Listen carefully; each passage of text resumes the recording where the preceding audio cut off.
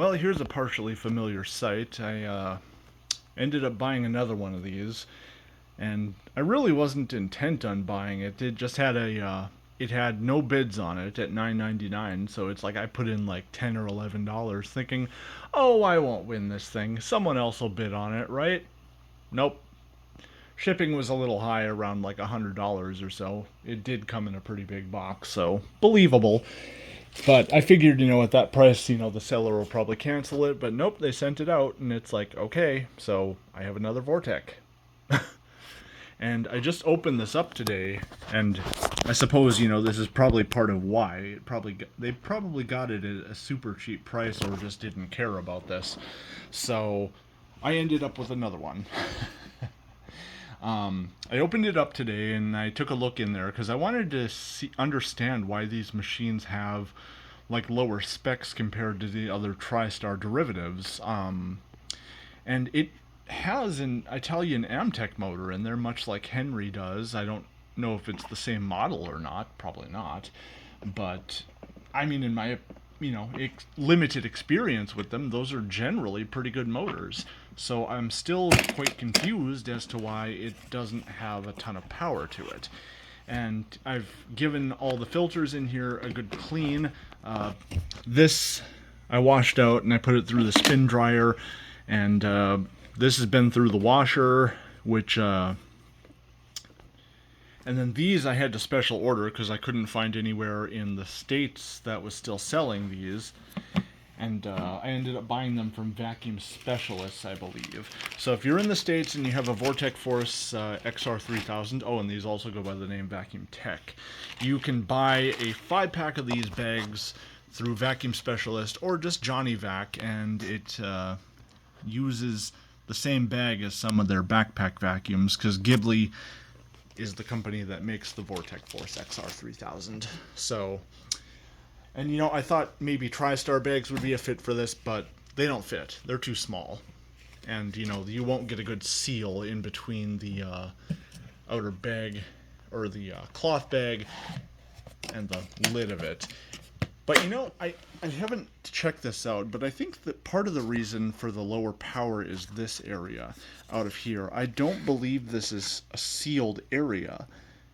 So, we might be experiencing some suction loss from around that cuff in there, because I'm not even sure where the the leak for the indicator is. So I'm guessing it's somewhere back there, and that could be a partial answer for that.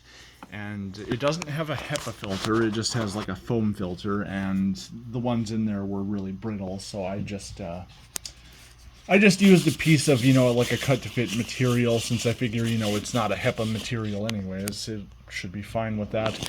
And, as pointed out in the last video, they are variable speed. You turn the power control in order to change the speed of the motor. We're just going to run it on its highest setting. And, what else?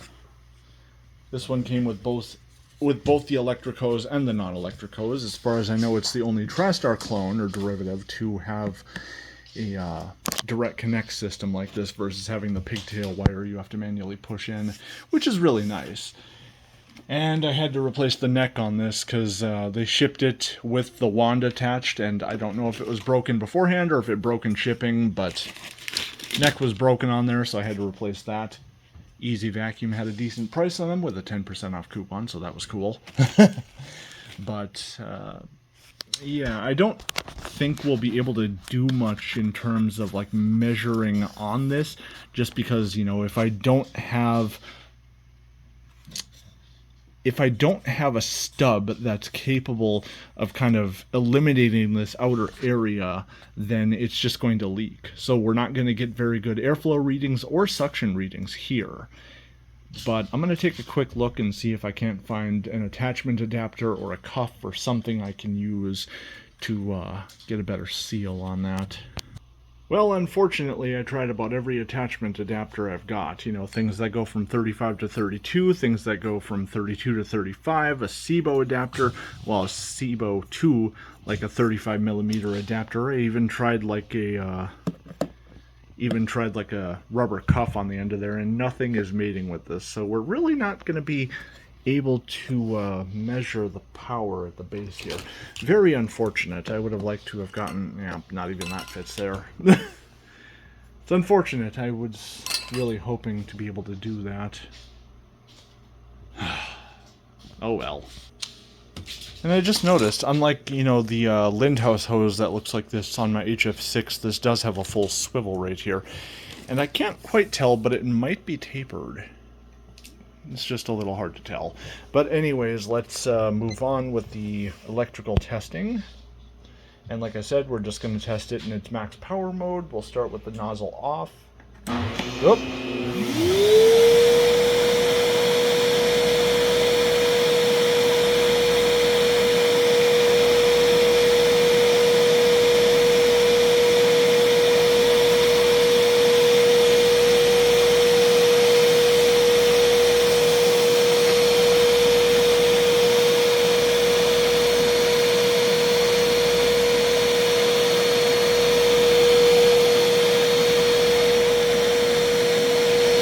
Turn the nozzle on.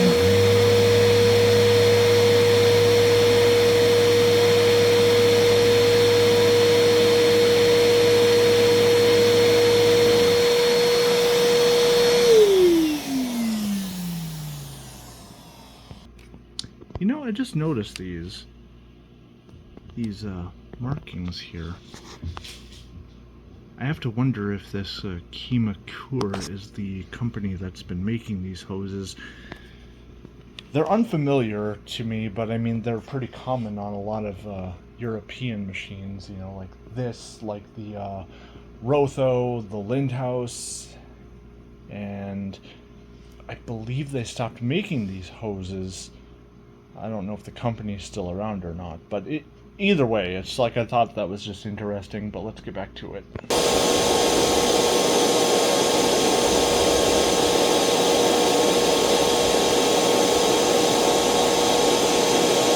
I think the bag squeaks.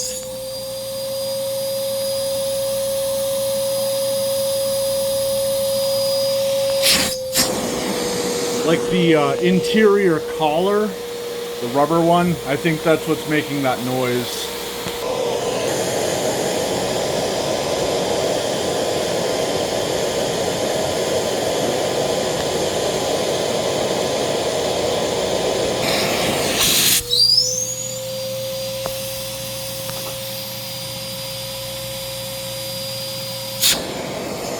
Alright, nozzle's off.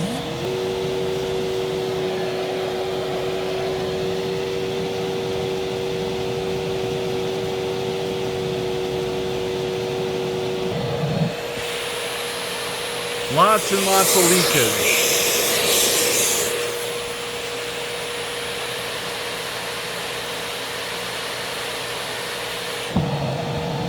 Turn the, this is one of the older ones that still has the fluorescent light bulb in it.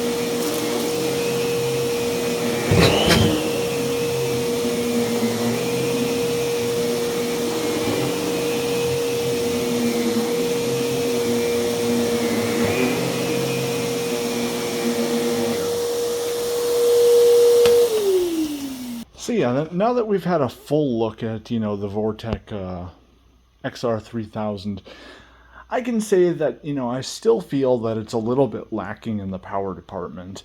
And, I'm really basing that comparison off of the other TriStar style machines that I've measured, whether it be my TriStar DXL, whether it be the Miracle Mate or the Patriot. This one is just dragging behind all of them.